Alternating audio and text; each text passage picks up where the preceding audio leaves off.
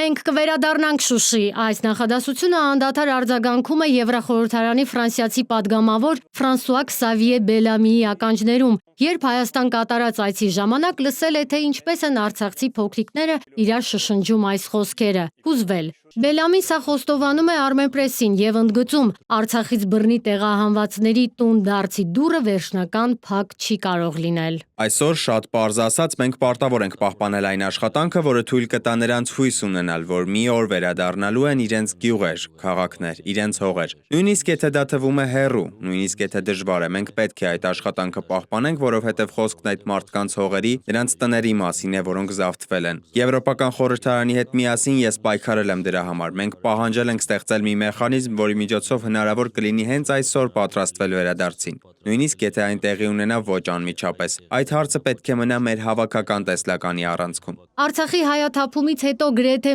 1 տարի եւ 7 ամիս է Արցախի ռազմաքաղաքական իշխանության առաջին դեմքերը Բաքվի բանտում գերի են։ Պարբերաբար տարածվող լուսանկարներում երևում են հյուծված եւ ոտնահարված իրավունքներով, իսկ միջազգային հանրությունը գործնականում տեղում ոչինչ անել դեռևս չի կարողանում։ Կեղծ դատավարություններին չեն կարողանում ներկա գտնվել եւ արձանագրել անօրինությունները նույնիսկ Ադրբեջանում հավատարմագրված դիվանագետները։ Հարցը մտահոգում է նաեւ Եվրախորհրդարանի հայամետ падգամավորին։ Չեմ կարող ավելին ասել, բայց վստահ եղեք, որ մենք Եվրոպական խորհրդարանում անպայման շարունակելու ենք մեր աշխատանքը։ Վստահեք նաեւ ինձ այս իրավիճակի հրատապությունն անընդհատ հիշեցնելու հարցում։ Ես մտածում եմ բոլոր այն ղեկավարների մասին, որոնք այսօր գտնվում են Բաքվում, որոնց հանդեպ մենք կարող ենք ենթադրել, որ կիրառում են վատ վերաբերմունք եւ որոնց կյանքի պաշտպանությունը գտնվում է ծայրահեղ անապահով վիճակում։ Այժմ դա իսկապես հրատապ է։ Ես հանդիպել եմ նրանցից մի քանիսի ընտանիքներին։ Օրինակ ես մտածում եմ Ռուբեն Վարդանյանի մասին։ Նրանց ազատությանը հասնելն այժմ բացարձակ հրատապություն է։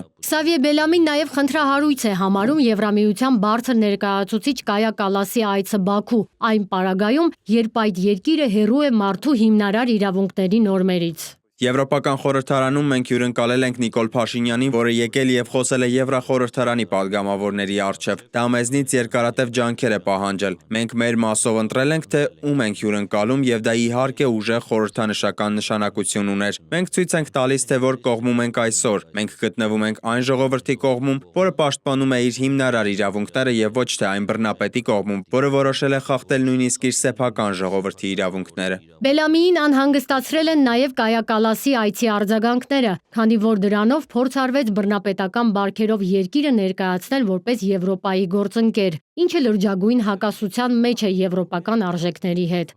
Հասմիկ Առաքելյան, Reopen Media։